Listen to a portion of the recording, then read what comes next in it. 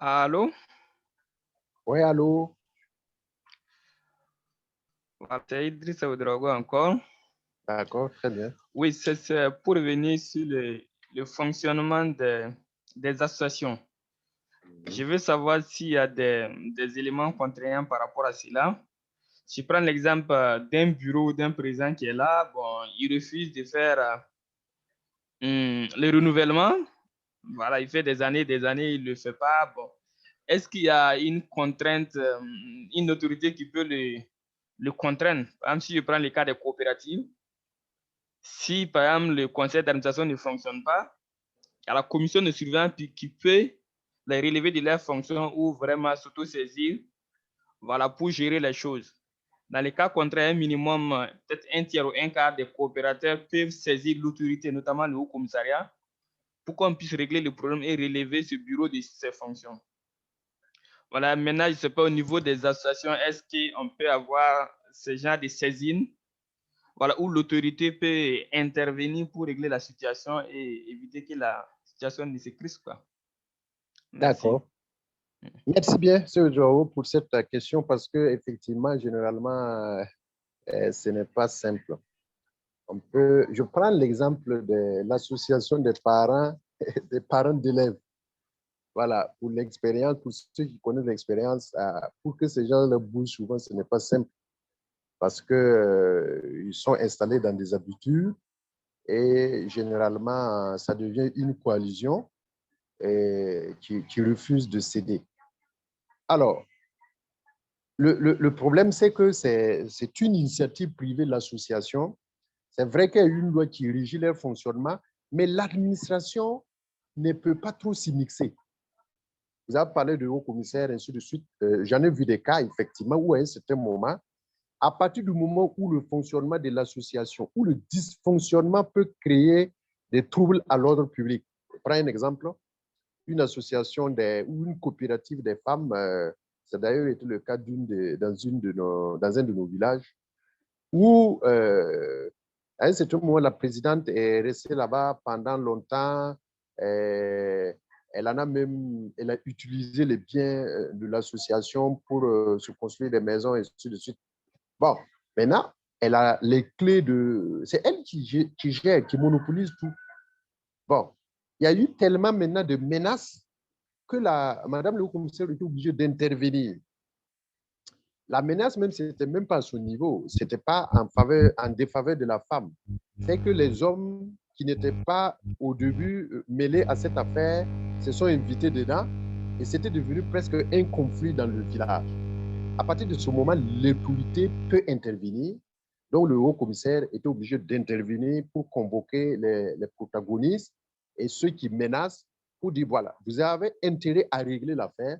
Si c'est la femme ou si c'est la responsabilité de quelqu'un ou les actions d'une autre personne qui fait qu'il y a l'ordre public qui sera menacé, et vous pouvez destituer. Mais ce n'est pas le haut commissaire qui peut prendre un décret pour dire que, voilà, vous n'êtes plus responsable. Voilà, est-ce que vous voyez? Est-ce que vous vous rappelez, je ne sais pas, on est Burkina, est-ce que vous vous rappelez de l'affaire de Kokoloero? Voilà, c'est-à-dire, à un certain moment, l'État a voulu dire on va dissoudre. Mais bon, à la création, l'État n'avait pas autorisé la formation et ce sont des structures souvent même qui ne sont pas en règle vis-à-vis de leurs instances. Donc, c'est difficile de dissoudre quelque chose qui n'existe pas. Donc, je prends l'exemple pour que tous ceux qui sont au Burkina connaissent un peu le phénomène, mais c'est pour dire que, compte tenu du fait qu'on a tenu l'État à l'écart du fonctionnement des associations, son intervention n'est pas directe. Mais si l'ordre public est menacé, là, on peut intervenir. Sinon, ce sont les membres qui, à un certain moment, doivent se rendre compte du pourrissement de la situation et de façon souveraine peuvent destituer les premiers responsables parce qu'il y a des outils pour ça. Il y a l'Assemblée générale voilà, qui doit décider souverainement et en majorité qu'un tel n'est plus le responsable. Donc, il faut utiliser les instruments qui permettent de renouveler. Mais là aussi, comme on l'a vu, hein, ceux qui peuvent s'accaparer de ça, ils vont instrumentaliser. Voilà, ils vont instrumentaliser pour rester. Donc, vous allez convoquer l'Assemblée générale. Tout le monde va dire qu'il n'est pas bien, mais l'Assemblée va maintenir et va décider qu'on va le maintenir. Qu'est-ce qu'on va faire? Ça veut dire qu'en ce moment, alors, on en fait une propriété privée et puis on manipule tout le monde. Donc, je ne sais pas si je réponds à la question de Drao. Oui, en fait, c'est ça, c'est une difficulté qui est là et Oui. beaucoup des responsables d'associations profitent de ce vide juridique et Voilà. institutionnel pour faire ce qu'ils veulent parce qu'ils savent que bon, il n'y a rien en face, quoi. Voilà. Maintenant, je ne sais pas qu'est-ce qu'il faut faire par rapport à cela.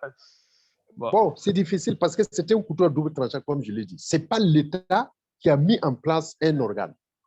L'État peut amener, comme on l'a dit dans la définition, peut envoyer des agents, mais l'État n'est pas actionnaire, l'État n'est pas le principal acteur. Ce sont les gens qui se sont mis ensemble pour, de façon bénévole et de façon non lucrative pour faire quelque chose. Donc, la loi ne peut pas être plus coercitive. Voilà. Parce que vous voyez, donc, il faut maintenir seulement la cohésion à l'intérieur. Mais comme j'ai dit, si ce n'est pas dans le cas de force majeure où ça crée des bagarres, voilà, c'est difficile. Bon, je ne sais pas. Parce que si, le risque, c'est quoi? Si vous voulez les diriger comme des organes étatiques, bon, ça ne marchera pas comme des associations. Voilà. Donc, c'est un peu compliqué. Excusez.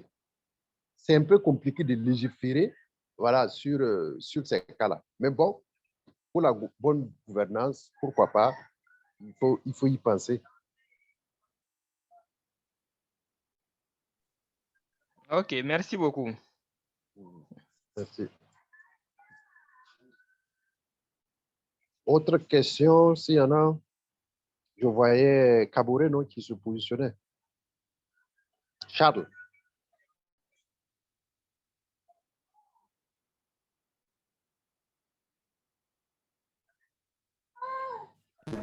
Là, je prends.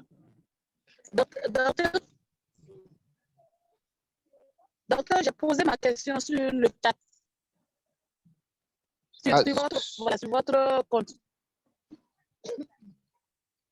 Vous avez posé sur... OK. C'est voilà, un message. Compte, oui. Un message, oui. Je ne... OK. Bon. Est-ce que quelqu'un aurait accès à ça pour nous reprendre ça? Parce que je suis nul en technologie. Ou bien le modérateur, Monsieur Gaël, vous êtes là. Est-ce que vous pouvez m'aider à retrouver la question? Docteur, ou bien, pour vous permettre d'avoir la question directement, je n'ai pas posé sur le groupe commun là. Parce que si c'est là-bas, il va falloir que vous remontez au message avant de le retrouver. Si vous cliquez sur la fenêtre discussion là, vous allez voir voilà, que je vous ai écrit en privé.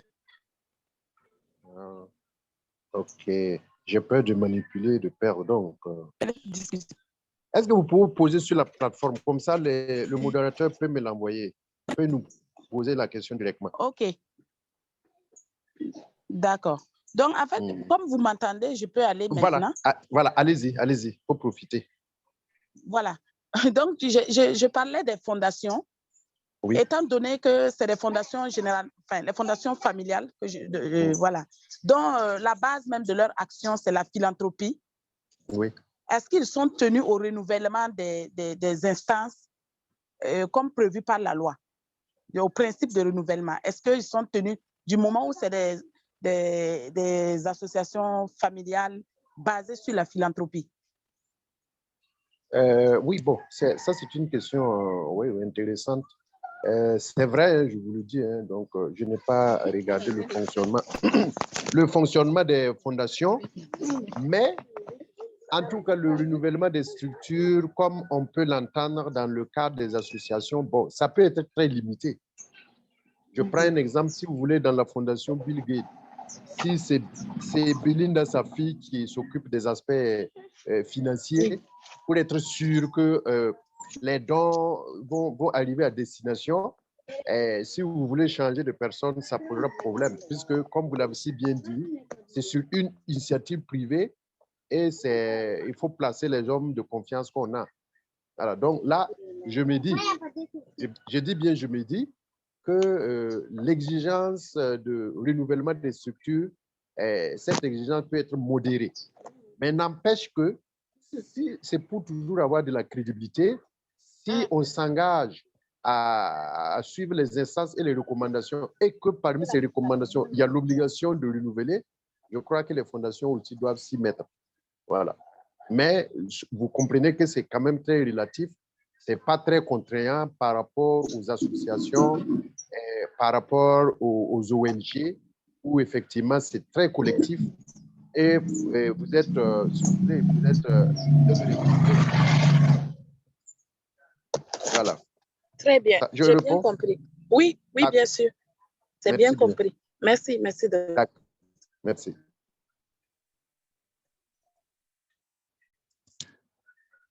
Autre intervention?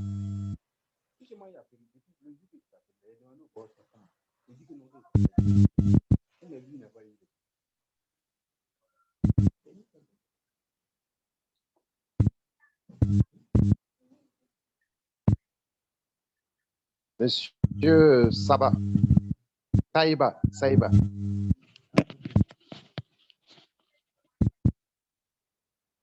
Oui, allô? Oui, allô, on vous écoute. Voilà, bon, en fait, je voulais réagir un peu par rapport au renouvellement des instances des associations là. Oui. Parce que généralement, c'est inscrit en fait dans les statuts et règlements intérieurs des différentes structures. Exactement. Voilà, par rapport à l'autre, c'est qu'il faut que les membres, et comment on appelle, s'approprient d'abord ces différents tests là qui peuvent demander le renouvellement. Maintenant, concernant l'État, est-ce que l'État fait quelque chose pour ces instances-là?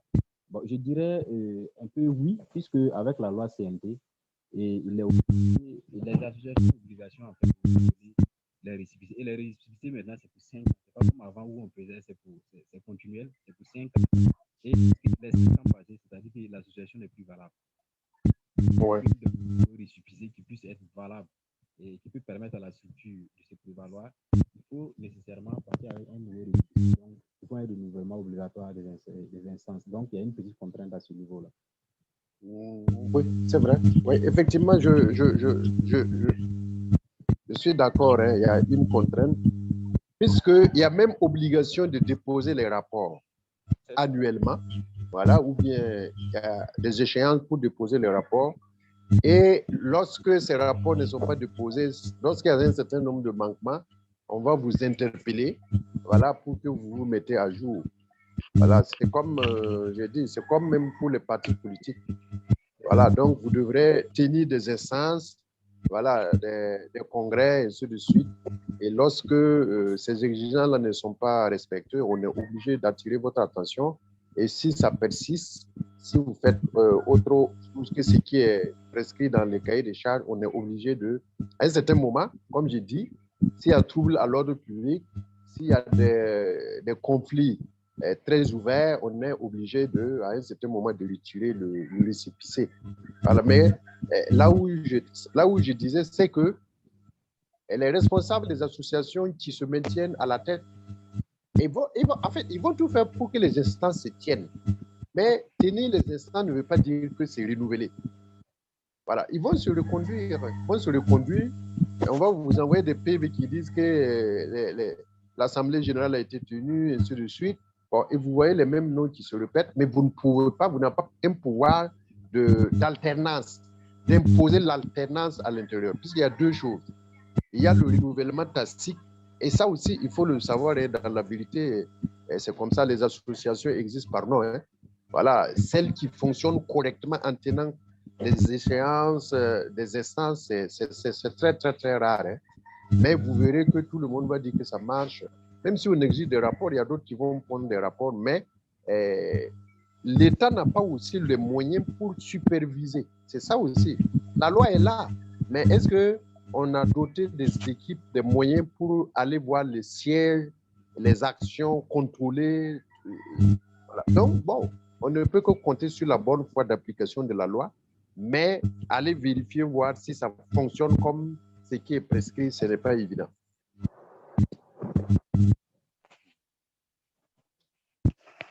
C'est bon?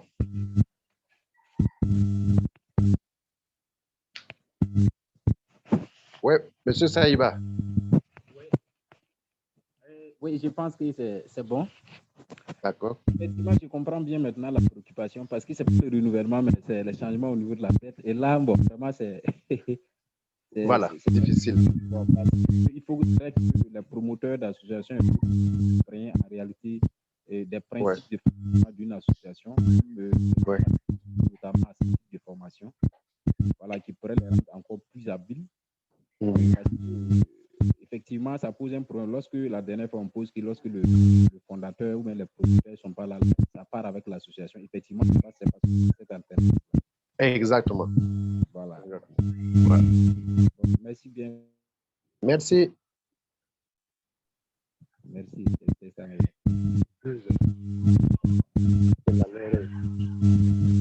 Allô, docteur? Oui, allô, je suis là. Oui, moi, pour revenir un peu sur ce que vous avez dit, oui. Moi, je pense que le problème n'est pas la question de la loi ou quoi que ce soit. Moi, je pense que c'est depuis l'Assemblée constitutive. Oui. Si, par exemple, il a été clair là-bas que le mandat, si on a délimité le nombre de mandats là-bas, oui. Même si l'organe dirigeant tient les instances, à un moment donné, qu'ils veulent ou pas, ils ne peuvent pas excéder le nombre de mandats qui sont limités au niveau des textes. C'est ça. Mais maintenant, si au niveau de l'Assemblée générale constitutive, vous n'avez pas donné un nombre de renouvellements, alors ces personnes-là peuvent se retrouver à la tête de l'association et puis voilà, faire le nombre de mandats qu'ils veulent, quoi. Donc là-bas, je pense qu'on n'a pas forcément besoin d'une loi pour dire que forcément, à un moment donné, ils doivent quitter. Mais c'est au moment où vous attendez pour rédiger les textes que ça doit être clair à partir de là que non, il faut avoir un mandat renouvelable une fois ou deux fois, et ainsi de suite. Ça, c'était mon point de vue. Oui, oui, vous avez raison. Je vais vous dire que vous avez raison. Parce que tout dépendra de ce qui est écrit. Ce qui est écrit, effectivement. Comme on le dit, il y a un proverbe qui dit que les interdits du marché, voilà, c'est le premier jour du marché qu'on les annonce. Voilà. Maintenant, le problème, c'est que c'est peut-être dans les ONG, mais rarement dans les associations, vous allez voir la limitation des mandats. Ça, au moins, c'est une réalité aussi. Peut-être pour les ONG, si, comme c'est à caractère international, bon, sinon, pour les associations, je sais qu'à l'Assemblée constitutive, on ne pense pas à renouveler le mandat. Parce que ça a toujours été une initiative de quelqu'un, voilà, qui va coopter les autres, qui va expliquer, qui va emballer, voilà, les autres pour qu'ils puissent s'engager. Donc, ce n'est pas lui qui va volontairement déjà limiter ses mandats. Et c'est rare que ça tourne. Ça, au moins, c'est le constat général. Donc, je vous laisse aller par votre deuxième intervention. Ok, ma deuxième intervention, c'est par rapport... Vous avez parlé des organisations en général. Oui. Et on a parlé des fondations, associations, ONG. Maintenant, ce que moi, j'aimerais savoir, c'est quelle place peut occuper les instituts au niveau des organisations. Alors, je reprenais, je n'ai pas bien entendu. En fait, je disais qu'on a parlé des organisations en général. Oui. Où on a parlé des associations et aussi parlé des ONG. Oui. Maintenant, quelle est la place des instituts dans les organisations? Parce qu'on peut avoir, à ma connaissance, il y a des instituts à but non lucratif, il y a des instituts aussi à but lucratif. Oui. Voilà, j'aimerais savoir quelle place peut occuper les instituts au sein des organisations. Bon, voilà, je vais vous répondre. Les instituts, ça dépend. Il y a du privé, il y a du public. Et c'est les instituts pour faire quoi? Bon, tout dépendra de l'action et tout dépendra de la base, de la naissance. Sinon, ce qu'on a voulu faire, effectivement, c'est de façon générale. On a parlé de l'organisation humaine. Voilà pourquoi on a parlé des partis politiques, on a parlé même de la famille, on a parlé de beaucoup de choses. Voilà, ça, c'est le management de façon générale de toute une organisation. Et même les services publics. Hein. Voilà. Maintenant, le cas spécifique, là, des organismes à but non lucratif. Ça, c'est maintenant pour d'abord camper le principe de leur philosophie, de leur sociologie, et maintenant beaucoup insister sur la démocratie interne à l'intérieur de ces organismes. Maintenant, quand vous parlez d'instituts, bon, je ne sais pas si est-ce que vous considérez les instituts comme des organisations à but non lucratif, parce que les instituts, à ma connaissance, il y en a de plusieurs natures. Voilà, ce n'est pas catégorisé comme une association, ce n'est pas catégorisé comme une ONG, dont le but est non lucratif. Il peut y avoir un institut privé, il peut y avoir un institut public, peut-être il peut y avoir des instituts, comme vous l'avez dit, à but non lucratif. Donc, on ne peut pas parler d'instituts de façon générale comme ça. Ça dépendra de l'orientation que ça prend.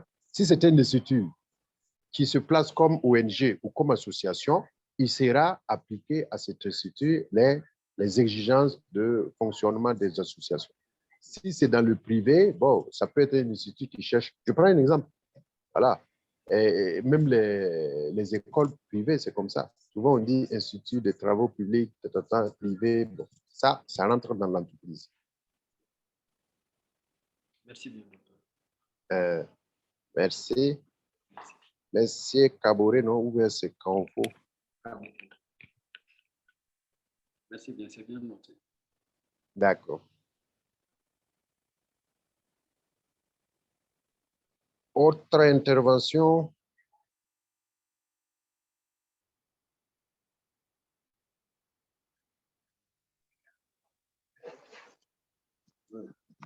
Bonjour, Aruna Ouedraogo, de SOS Jeunesse. OK. Oui, bon, je voulais juste faire un petit commentaire par rapport à la limitation des mandats au niveau des associations et aussi, quant au renouvellement. Bon, il faut se dire que quelque part aussi, il doit y avoir quand même une insuffisance au niveau du ministère en charge de ces associations, parce que les obligations sont bel et bien inscrites dans les textes, dans la loi, et aussi chaque association aussi émet aussi ses obligations au niveau aussi des statuts et règlements intérieurs. C'est le ministère de l'administration territoriale qui devait trouver des organes de contrôle pour voir est-ce que les associations, est-ce qu'ils remplissent les obligations et autres, tel comme ce qu'on a déjà fait avec les partis politiques une année. On a vu quand même qu'il y avait quand même des dysfonctionnements au niveau de certains partis.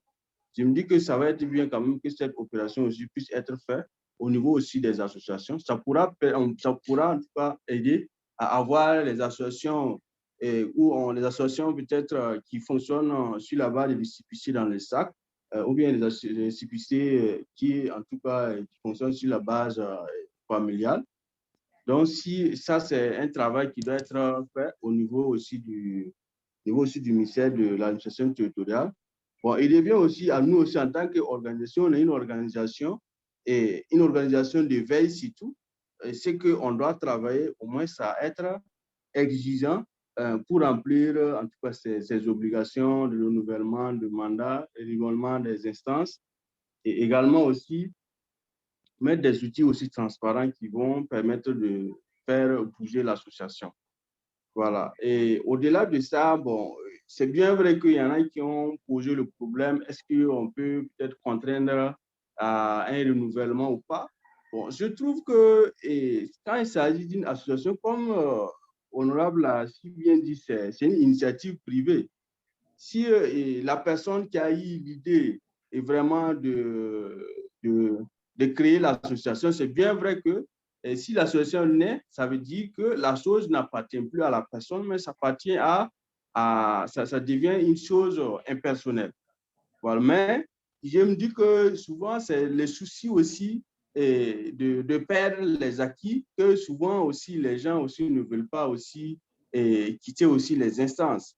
Voilà, et il peut arriver à un moment donné qu'il n'y ait même pas de porteur d'idiots ou bien des porte-flambeaux, en tout cas des idiots de l'association. En ce moment, de peur que les choses tombent dans l'eau, bon, vous allez voir d'autres personnes qui s'accrochent, que ce soit, c'est un problème qui existe au niveau des associations comme au niveau des partis politiques.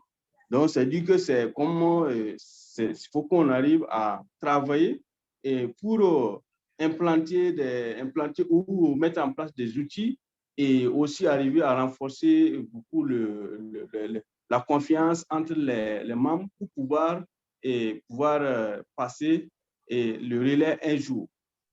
Pour moi, et à la suite de ça, je voulais peut-être poser une question, en tout cas honorable, c'est de voir quels sont les critères qu'on peut peut-être retenir, critères de labellisation d'une structure, peut-être qu'on peut estimer sérieuse ou une organisation modèle. Est-ce qu'il y a des critères ou au-delà de tout ce qu'on a parlé comme spécificité, critères de transparence et de bonne gouvernance, est-ce qu'au Burkina, ou bien est-ce qu'il y a des structures qui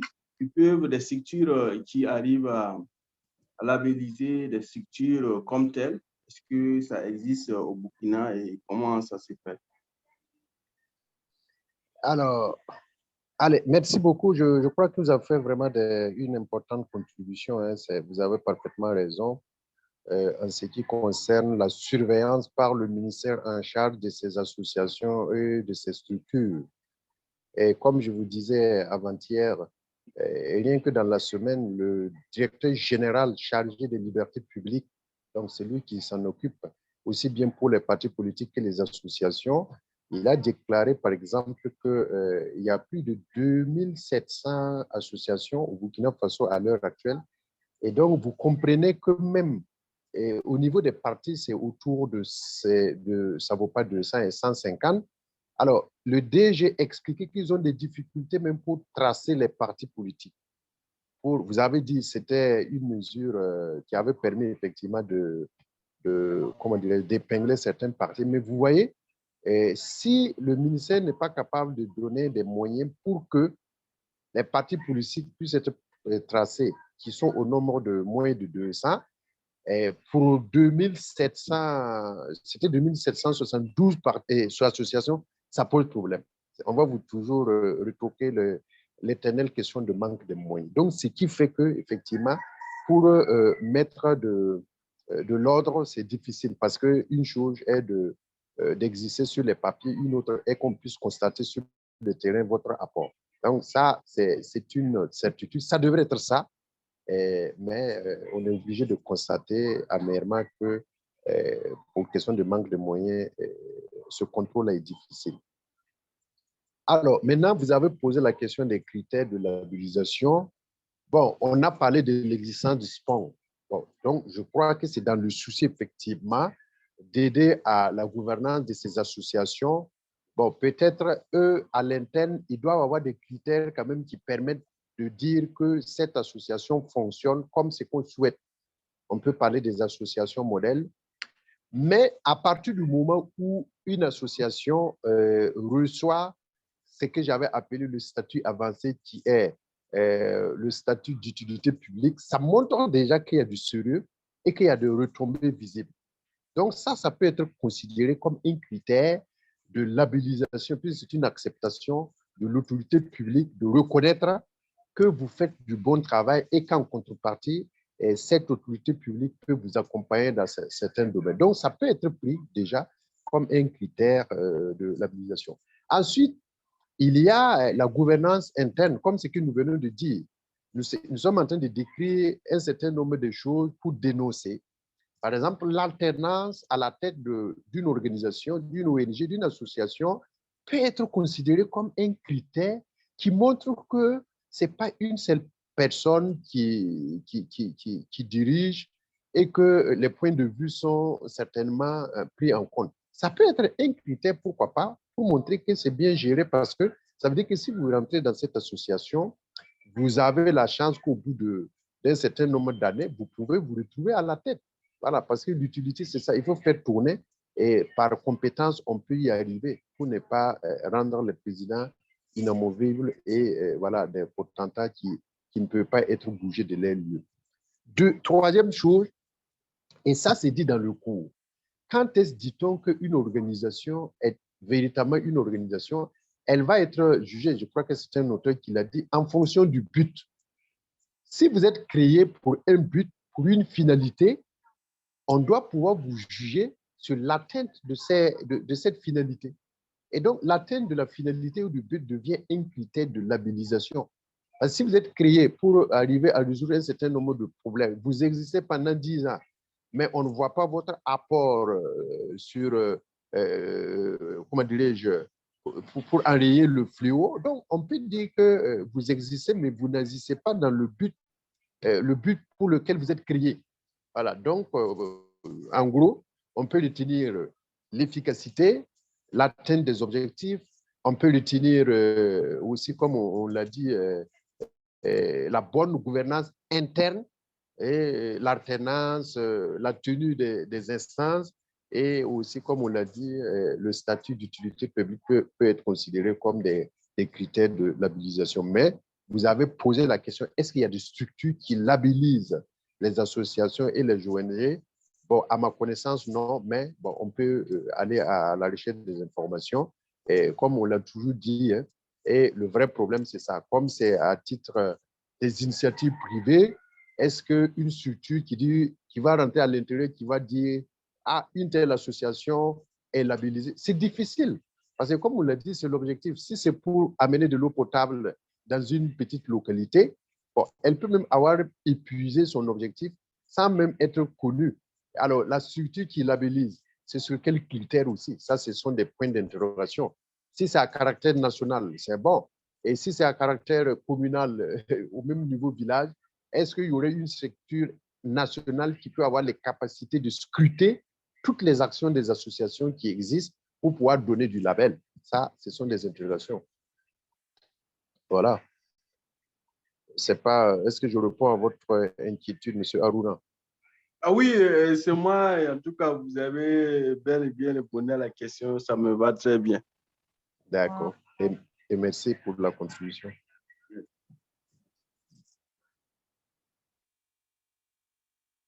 Autre intervention. Il nous reste 30 bonnes minutes.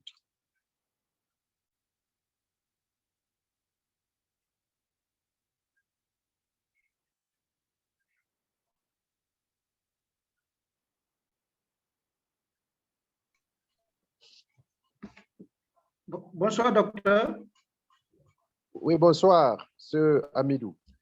Oui, et merci pour l'exposé. C'est très, très enrichissant. Le domaine des associations est une problématique assez importante à l'heure actuelle, surtout avec une dynamique de communalisation où on voudrait qu'il y ait plus d'implication des communautés dans la gestion effectivement donc des affaires publiques et aussi surtout du suivi donc la gouvernance. Et ceci dit, moi je souscris effectivement à ce que Aruna disait qu'il faut un peu plus de regard au niveau donc du ministère donc de l'administration territoriale. Et je suis sûr que s'il y a peut-être des moyens, des petits moyens qui sont donnés aux collectivités, dans lesquels se trouvent donc quand même les associations, ou du moins qu'on les donne plus de compétences pour suivre donc effectivement donc ces associations, ça va être peut-être, à mon avis, mieux. Ouais. Et l'autre élément que je voudrais évoquer, parce que la question de l'alternance des associations est un défi assez important, mais vous-même, vous l'avez souligné entre-temps, parce qu'une association a une philosophie. Si vous regardez, les associations à but, j'allais dire les associations caritatives ou les associations religieuses n'ont pas réellement de grands problèmes en termes d'alternance. Parce que là-bas, les intérêts, ou du moins, il n'y a pas tellement de... en tout cas, ce que je constate, ce que j'ai pu constater, il n'y a pas véritablement beaucoup de conflits, donc de leadership en tant que tel. Parce que tout le monde, chacun fait pour rechercher quelque chose un peu plus devant et non pas sur place. Or, la plupart des associations communautaires ou des organisations communautaires, j'allais dire, l'individu ou la personne qui a créé son association oui, pour les intérêts d'une frange de la communauté ou d'une frange de la population, mais après, ça devient une source de revenus. Donc, du coup, cela crée automatiquement un besoin de stabilité et cela crée évidemment aussi maintenant, j'allais dire, en tout cas, une concurrence interne. Et donc, du coup, ça crée les problèmes, donc ça handicape la question donc, de la révolution des mandats ou du moins à la tête. Sinon, en tout cas, ce que j'ai pu constater, la plupart des associations religieuses, vraiment, il n'y a pas de problème, qui ont un fonds religieux. Je veux dire, ceux qui ont un fonds religieux, vraiment, la plupart n'ont pas de grands problèmes en termes d'attenance. Donc, c'est ça que je voudrais faire en termes de commentaires. Voilà. D'accord. Ouais. Merci. Merci beaucoup. Oui, vous avez effectivement raison sur les 2 points de vos interventions, à savoir que d'autant dit que les associations sont très proches des communes, il serait effectivement bien que les collectivités territoriales puissent accompagner ces associations et que certainement dans le cas de transfert de compétences, elles puissent regarder et accompagner les associations. Dans tous les cas, de fait, déjà, il y a des partenariats avec les collectivités et les associations qui opèrent dans les communes. Voilà, maintenant, c'est en termes d'accompagnement qu'il faut, et surtout que ces associations-là aussi puissent être crédibles, ainsi de suite, pour ne pas aussi créer d'autres problèmes. Parce que plus chacun va vouloir jeter un coup d'œil dans la besace de l'autre, ça peut créer des problèmes. Parce que je sais de quoi je parle. Si on donne mandat aux collectivités de regarder ce qui se passe dans les associations aussi, ça peut amener d'autres problèmes. Et voilà, parce que c'est comme s'ils deviennent des gendarmes. Et comme généralement dans les associations, on ne veut pas qu'on regarde trop au fond du sac, ça peut créer d'autres frictions. Mais bon, l'idéal, en tout cas, c'est une bonne proposition. Effectivement, sur votre deuxième intervention, oui, mais pour les associations religieuses, bon, il y a moins de problèmes. Mais bon, il faut y relativiser parce qu'à l'heure actuelle, on vit une situation dans une communauté, c'est le renouvellement des instances au sein de la communauté musulmane. Ce n'est pas pour caricaturer ni taxer, mais c'est une réalité. Et vous voyez que le ministère en charge des libertés s'est retrouvé au milieu de cette problématique et il ne sait pas quoi faire. Donc, deux groupes qui se tirent les pattes. Et voilà, moi, j'ai lié la fois passée quand j'ai écouté le communiqué du ministre en charge des libertés publiques qui dit à l'ancienne structure, bon, vous n'avez pas le droit, vous devrez renouveler les instances, mais il faut, la fin du communiqué dit qu'il faut travailler pour qu'il y ait la cohésion. Et à la nouvelle structure autoproclamée, dit non, c'est vrai que vous avez fait une assemblée constitutive, mais ça n'a pas été validé. Ça montrait à tel point le ministère était dépourvu de compétences et de possibilités d'ingérence. Voilà, c'était vraiment flagrant qu'elle avait une patate entre les mains qu'elle ne savait pas quoi faire. Voilà. Donc, mais c'est pour dire que ce que vous dites, c'est vrai, il y a beaucoup de communautés qui arrivent à bien faire fonctionner et assurer l'alternance, mais il y a d'autres, souvent, ça peut créer des problèmes. Et vous voyez, il y a même failli avoir des affrontements. Donc, pour dire que, bon, c'est vrai que d'autres réussissent, mais il y a d'autres aussi qui ne réussissent pas. Voilà. Mais vous avez raison, la plupart des cas, puisque là, c'est Dieu qui est mis devant. Si vous voulez en faire une propriété, on va vous dire non, vous êtes là pour servir Dieu. Et comme ça passe mieux quand on vous met en conflit avec Dieu, donc je peux caricaturer pour dire que peut-être c'est ça qui fait que ça peut fonctionner mieux. Voilà. On se comprend, non, ce Amidou? Tout à fait, docteur. C'est tout à fait, on se comprend très bien. Merci. Merci bien, merci bien, merci bien.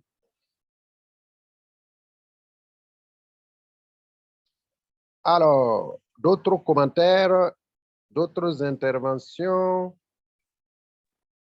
Oui, si c'est les fonds. Je voulais faire suite à ce que M. Amidou Ouedraogo a dit. Oui. Et il disait que les associations deviennent source de revenus pour les fondateurs et d'autres membres. Donc, moi, ça met en jeu un peu le but non lucratif des associations. Pourquoi? Si le fondateur doit s'enrichir sur l'association, sur sa fondation, et que c'est une source de revenus pour lui, et il ne fait plus rien, je me dis qu'il a fondé son association, ce n'est pas dans un but non lucratif. Peut-être c'est une conception erronée de ma part, mais c'est ce que moi je comprends. Oui. Vous avez raison. Monsieur Amidou, vous voulez réagir avant que je ne dise un mot? Bon, docteur, si vous permettez, je peux réagir dans ma compréhension, comme on est dans un cours. C'est ça. Ouais. Voilà. Bon, moi, je comprends la préoccupation donc, de Constantine, mais j'ai compris que le but lucratif ou non lucratif, ce n'est pas forcément que les personnes qui travaillent dans une organisation ne gagnent pas un salaire ou un émolument donc, de cette activité, surtout si c'est des interventions qui demandent quand même donc, des contributions, mais que l'association elle-même ne soit pas une structure qui, j'allais dire, qui veut faire donc des profits. Voilà, c'est-à-dire que ça ne va pas, l'association ne va pas se dire qu'elle va vendre des articles ou bien elle va, en tout cas, ce n'est pas une association qui va terroriser des trucs comme une entreprise. Parce qu'une entreprise, quand vous prenez une entreprise, quand elle fait des activités, elle a des marges de bénéfices qu'elle met pour effectivement permettre donc d'assurer donc la rentabilité donc de l'entreprise. Et l'association ne vise pas une rentabilité annuelle. On ne va pas calculer la rentabilité annuelle en termes de gains financiers donc de l'association. Maintenant, que les personnes qui travaillent dans une association mettent en œuvre un projet et que le projet ou bien une intervention et que le projet les rapporte de l'argent en termes donc de prise en charge de leur temps, le temps passé pour la mise en œuvre d'une activité. Bon, c'est dans ce sens que moi je pense qu'ils prennent leurs émoluments.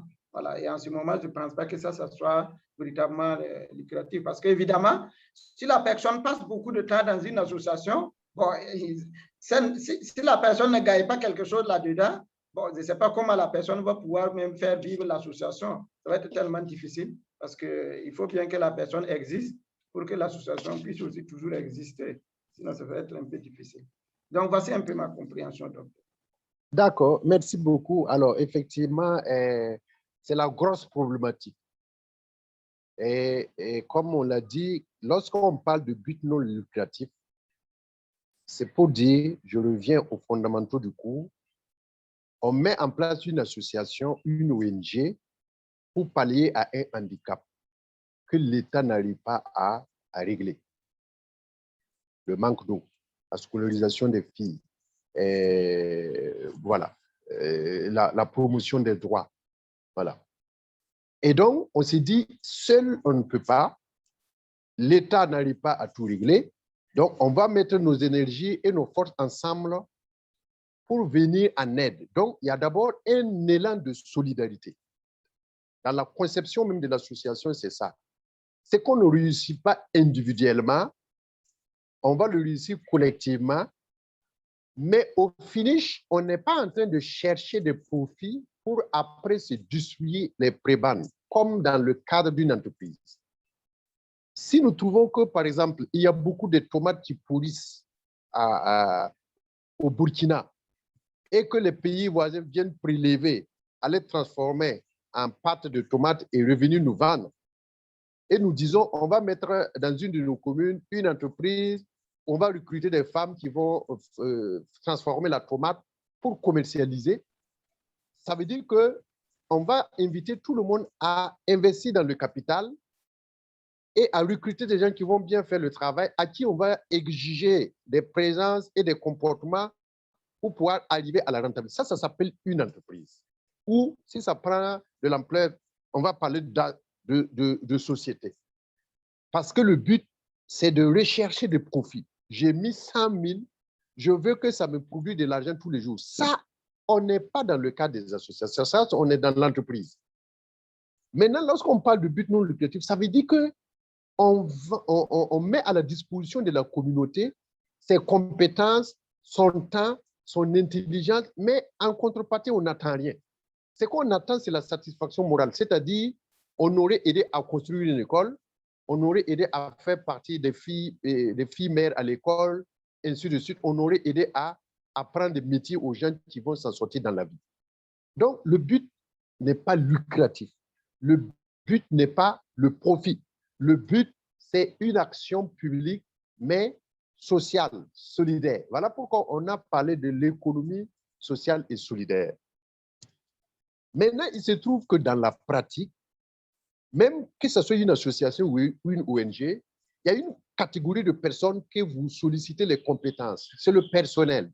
Et vous devrez les payer comme des gens qui travaillent à l'intérieur. Eux, ce n'est pas histoire de profit, mais il faut les payer. Donc, il faut dégager des ressources pour ça. Voilà pourquoi ils vont être comptabilisés dans le fonctionnement de l'association. Mais dans la pratique, et dans certainement le dysfonctionnement, on se rend compte qu'à un certain moment, les responsables des organisations peuvent faire de l'association une source de leur propre financement ou de leur propre enrichissement. Et c'est là que le bas commence à blesser. Voilà. Ça veut dire qu'on aurait détourné maintenant de l'association son but. Parce que si l'association devient une source d'enrichissement pour celui qui l'a créée, ça veut dire qu'il y aura déjà des conflits. Celui qui s'est engagé, qui donne volontairement et bénévolement son temps et son intelligence, à qui on dit de ne pas attendre un retour financier, qu'est-ce que lui devient? Si on voit que de l'autre côté, le président s'empiffre des retombées de l'association. Voilà. Là, ça devient un problème et madame a raison. Si les associations deviennent des sources d'enrichissement, il y a détournement du but. Donc, on peut dire que c'est un blanchiment parce qu'on aurait utilisé le nom de l'association à but non lucratif pour en faire un métier, une entreprise qui ne dit pas son nom. Donc, il y a la concurrence déloyale. Et il y a détournement du but parce que le président aurait utilisé les autres abusivement pour dire que c'est une association but non lucratif, mais lui tire sa pitance à l'intérieur. Et si vous vous rappelez, dans ma dernière intervention, vous avez pris le cas des gestionnaires des associations, voilà, que j'ai dit, voilà, des gens qui, voilà, ils ont pu s'acheter des voitures, se construire des maisons parce que c'est devenu comme quoi? Comme un métier. Et donc, ils reçoivent des financements. Bon, ils réalisent un peu, mais ils ne réalisent pas tout. Donc, ils ont un niveau de vie plus élevé, bon, que leurs semblables. Ça pose un problème, effectivement, de la gouvernance. Voilà pourquoi je crois que, d'ailleurs, le cours a pour objectif de restituer les problèmes. Donc, restituer la fonction des associations et d'inciter ceux qui voudraient évoluer dans l'association à garder la ligne que c'est pour la solidarité et que c'est à but non lucratif. Je ne sais pas si j'ai été long, mais je me dis que c'était intéressant de repartir sur ces fondamentaux. Madame, ça vous va? Parce que quand il a parlé, j'ai pensé à une chose. Nos associations aujourd'hui, elles sont mises en place parce qu'ils attendent toujours quelque chose des projets. Quand on dit qu'il y a un projet qui arrive, les gens se mettent ensemble en coopérative, en ceci ou cela. Après, on les réunit en grande coopérative. Je prends par exemple les producteurs de sésame dans nos régions ici. Bon, normalement, on se met ensemble pour pouvoir rechercher le marché, faire des ventes groupées et bénéficier un peu de microcrédits pour pouvoir nous aider dans notre agriculture. Mais ce n'est pas le cas aujourd'hui. On attend qu'un projet arrive, on se met ensemble, on réunit les paysans par groupement et ces groupements se mettent ensemble pour faire une coopérative. Mais le but final, c'est quoi? les premiers responsables là, c'est les fonds qui sont donnés par les projets, qui sont encaissés par les responsables et gérés par ces responsables et qui s'enrichissent sur le dos des autres. Et c'est pourquoi je dis, si ça devient une source de revenus pour les fondateurs ou bien pour ceux qui ont eu l'idée, en tout cas, on a faussé un peu l'esprit des associations. Merci beaucoup. D'accord. Merci. Merci beaucoup. Alors, les interventions, il nous reste 15 minutes.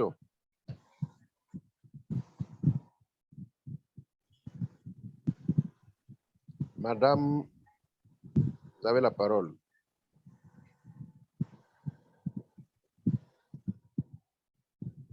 C'est Madame Gonsulo. C'est M. Alphonse qui va prendre la parole. Oui, bonsoir. Bonsoir. Ah ouais, bon, en fait, j'ai suivi avec intérêt tout le cours et l'animation de ce soir. Vous m'entendez? Oui, oui, je vous entends. Voilà, mais je reviens un peu sur le statut d'association et d'ONG. Est-ce qu'il n'y a pas aussi de considération d'ordre économique aussi dans la dimension d'ONG? Est-ce que considérer une structure comme une ONG ne dépend pas aussi de sa capacité d'exécution? Une autre préoccupation aussi, c'était par rapport à la labellisation dont Aruna avait parlé. En fait, c'est une association au nom de ses acquis et de l'ampleur de son intervention sur le terrain, a la possibilité d'adresser une demande à l'autorité pour être reconnue comme une association reconnue d'utilité publique.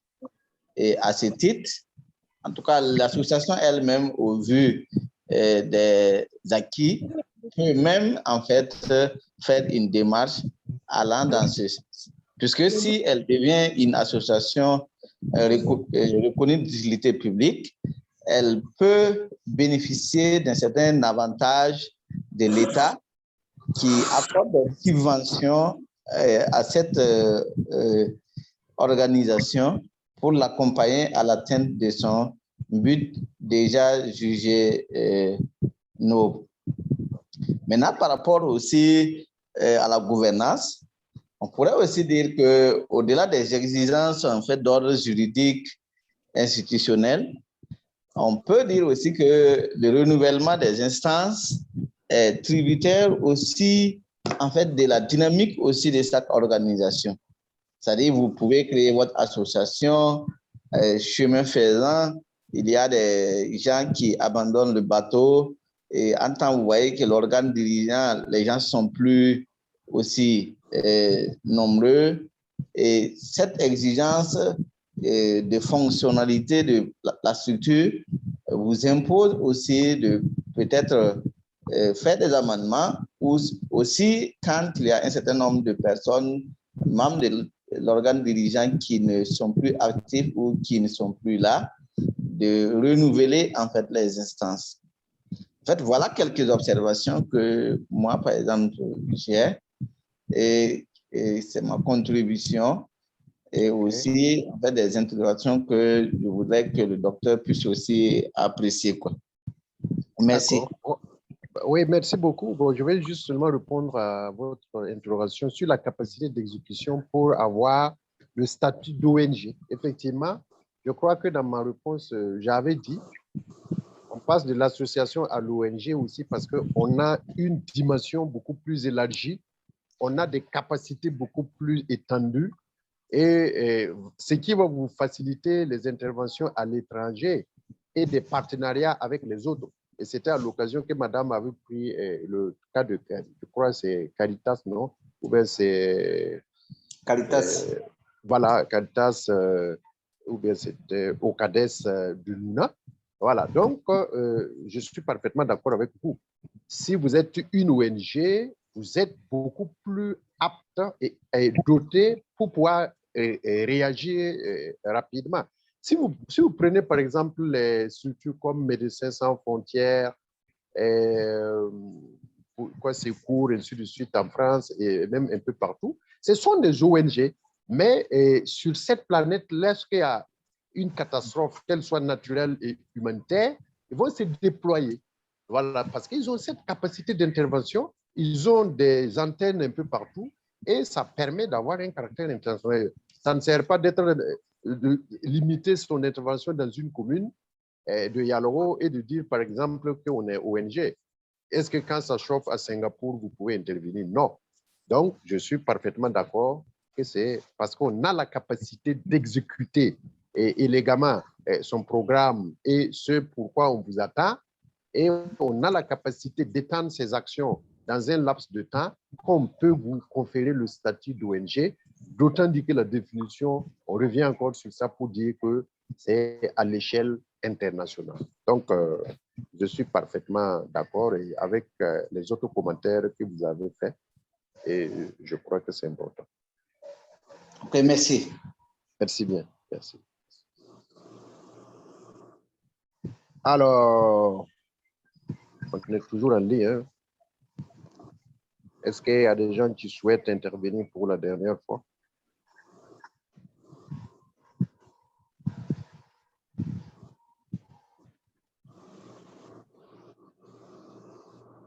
Madame de Yaloro, vous êtes toujours en connexion? Oh.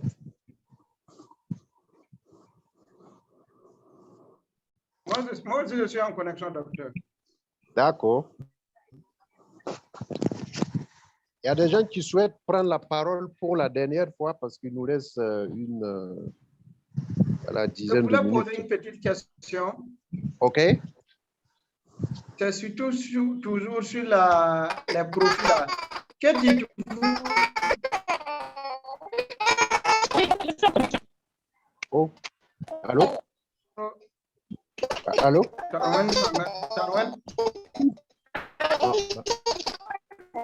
Une perturbation. L'animateur peut couper le micro de Tarwen Panga. Effectivement. Voilà. Très bien. OK. Allez-y. Merci beaucoup. Oui. Donc, je disais que c'est toujours par rapport au profit au niveau des associations. Une petite question. Comment vous pensez de la situation actuelle où on veut signer des contrats de prestations avec des associations? Différent. Je sais qu'actuellement, il y a des départements ministériels dans lesquels on veut signer des contrats de prestations avec des associations. De telle sorte que, bon, à la fin, c'est comme si l'association devient comme un consultant et produit tout simplement un rapport. Maintenant, ce qu'il fait du reste de ressources, ça n'engage pas les autres. Donc, et les conditions sont telles que c'est vraiment comme un bureau, comme des consultations. Voilà, c'est vraiment des prestations libérales. Je ne sais pas comment vous pensez de ça.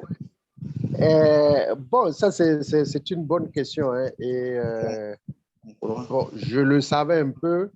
Mais bon, qu'est-ce qu'on va dire? Parce qu'on a dit aussi à quelque part avant-hier que dans le cadre de renforcer les capacités financières des associations, il n'était pas opportun de limiter aussi leurs actions. Tant que ces actions-là ne piétinent pas sur les valeurs qu'ils défendent. Qu'est-ce que je veux dire par là?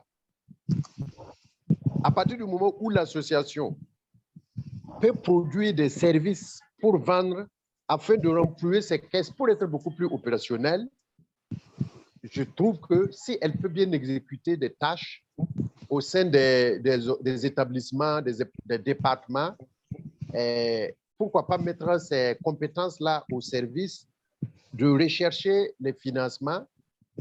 Bon, moi, je trouve que ce n'est pas interdit. Maintenant, c'est ce qu'on va faire du profit qui sera dégagé. Voilà. Si l'objectif, c'est de créer le profit pour élargir les gammes des actions qui vont arriver aux bénéficiaires, comme disent les Arabes, alhamdoulilah. Mais si l'objectif, c'est d'augmenter la capacité de profit pour après les diviser, se partager, ça rentre dans le cadre d'une entreprise, comme je le dis chaque fois. Donc, tout dépendra de ce qu'on va en faire des bénéfices qui vont être dégagés. Puisque si c'est pour se partager les prébendes, on sort maintenant du cadre de nos buts non lucratifs. Je prends un exemple. Vous savez que dans le domaine de la santé, il y a des associations qui se créent, qui commencent à faire de la sensibilisation, qui vont déboucher sur la création des CSPS. Ces CSPS peuvent même avoir un statut de SEMA, mais si vous regardez au fond, vous allez vous rendre compte que c'est quelqu'un qui fait du business, c'est-à-dire qui fait un CSPS. Au lieu de mettre un CSPS privé, bon, il va dire qu'il va faire supporter ça par l'association. Alors, il va créer des emplois, il va acheter des machines, il va faire des examens, il va tenir une comptabilité, il va mettre en place une pharmacie. Bon, il va dire qu'il aide la population, mais les consultations sont payées. Donc, au finish, on va utiliser le nom de l'association, mais on va faire comme si c'était un centre de santé publique. Bon, je peux dire public qui produit des richesses. Donc, pour moi, pour me résumer, on peut faire des prestations. Pourquoi les départements acceptent de donner des prestations à des organisations? C'est parce qu'ils sont sûrs que le travail sera bien fait. Je suppose qu'il n'y ait pas des choses floues derrière l'octroi de ces dons et de ces compétences. Si c'est pour exploiter la compétence, pour moi, ce n'est pas un problème, mais c'est ce qu'on doit faire du bénéfice. Bon, c'est un commentaire chaud comme ça, mais je me dis qu'on doit tenir compte seulement de ce qu'on va faire, de ce qu'on va gagner. Ça va, vous êtes d'accord ou bien vous n'êtes pas d'accord? Oui, ça va. C'est un point de vue assez... je comprends votre réserve et la largesse donc, de l'analyse. C'est très intéressant. Bon, nous aussi, parce que nous, moi, je rencontre parfois beaucoup de cas comme ça. Et ça nous met parfois mal à l'aise parce qu'on ne sait pas comment il faut gérer ces genres de situations où on veut des contrats et parfois ça débouche sur des cautions solidaires, des cautions bancaires assez difficiles à gérer. Bon, mais je comprends effectivement, dans la quête donc, de stabilité des associations, bon, si c'est possible. Moi, je parle même... En tout cas, merci beaucoup en tout cas pour ces commentaires et cette contribution. Merci. Merci beaucoup. Merci. Alors, il y a un micro qui nous dérange là. Alors, dernière intervention, il est moins 2.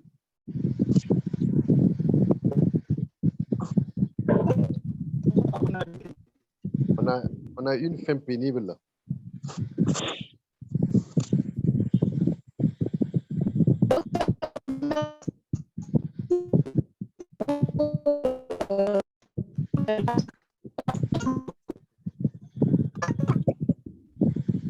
On n'entend rien.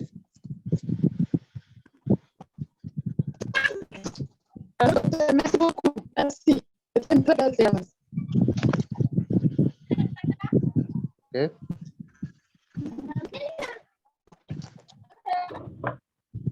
Dernière intervention, ou bien on va se donner rendez-vous maintenant en présentiel.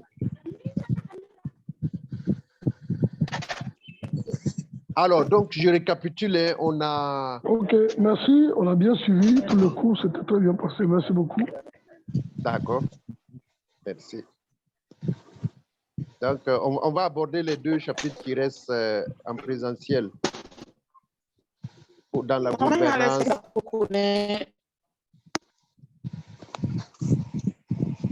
Oui, est-ce à dire que demain, il y a cours à 14h ou pas? Ah non, à ma connaissance, non. On arrête comme ça parce qu'on doit avoir les 2 chapitres qui restent en présentiel. C'est-à-dire, je crois que c'est le 19, non, ou bien le 19. Il y a les dates qui seront communiquées. Là, c'est en présentiel. Voilà, une séance.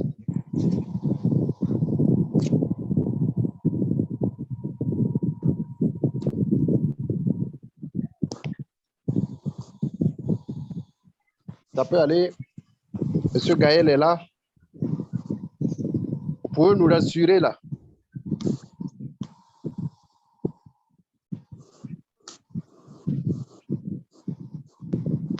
Monsieur Gaël, ou bien monsieur Ulrich.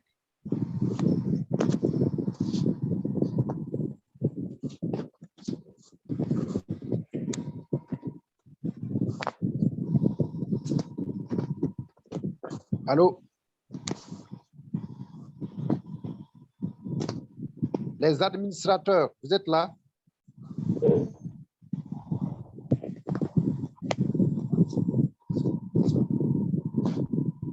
Docteur, s'il vous plaît, est-ce qu'on peut...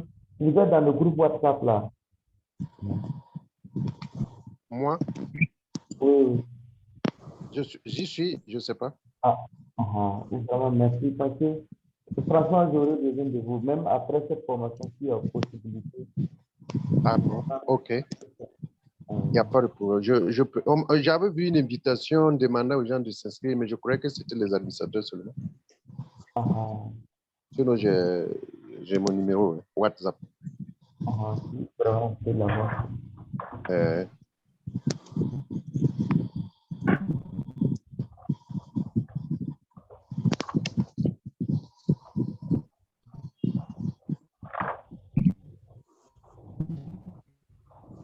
Allô?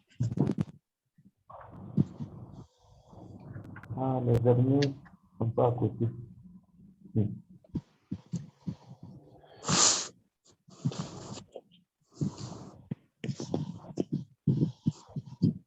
On peut arrêter? Monsieur Gaël, vous êtes là?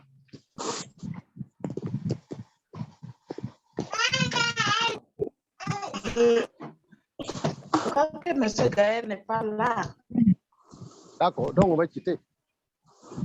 On va raccrocher. Oui, Quand il va venir. quitter. Au revoir et à tout moment. Ulrich a dit qu'il venait. Il dit de ne pas partir qu'il a une information. Il dit de ne pas partir qu'il venait. Bon. Ok. Ah, ok. Moi, je peux me retirer, non? Comme dit qu'il viendrait.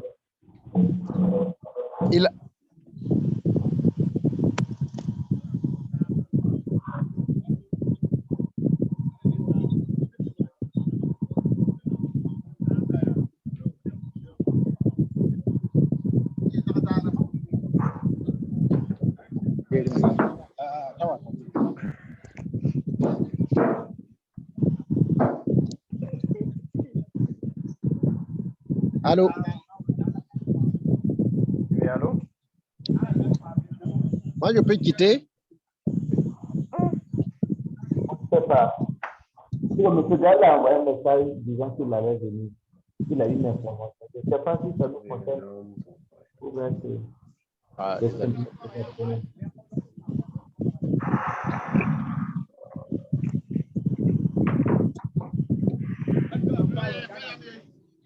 Docteur? C'est Diallo. Docteur, oui. Oui. Oui, Diallo. Vous pouvez vous déconnecter. S'il y a quelque chose, je vais vous appeler. D'accord, très bien. Merci. Les autres n'ont qu'à attendre.